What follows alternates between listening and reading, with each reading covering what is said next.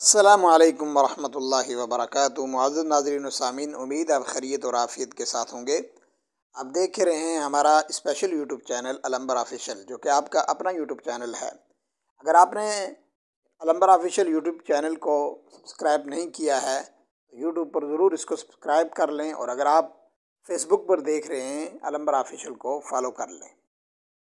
آپ کے سامنے آج نبی اکرم صلی اللہ علیہ وسلم کی ایک اہم روایت حدیث لے کر حاضر ہوا ہوں، آخر تک اس کو سماعت فرمائیں۔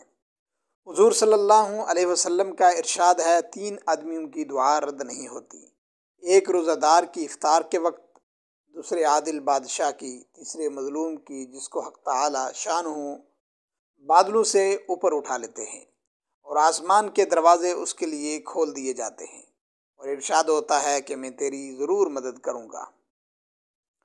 گو کسی مصلحت سے پتہ یہ چلتا ہے کہ رمضان المبارک کا اتنا مقدس اور بابرکت مہینہ ہے کہ اس کے اندر روزے دار کی دعا کو ہر وقت قبول کیا جاتا ہے۔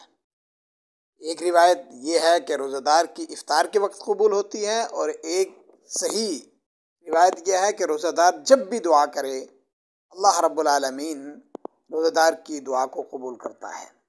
معزز ناظرین و سامعین، رمضان المبارک کے مقدس مہینے میں زیادہ سے زیادہ دعاؤں کا اہتمام کر کے اپنی مغفرت کے اسباب اور سامان پیدا کرنے کی کوشش کریں۔ السلام علیکم ورحمۃ اللہ۔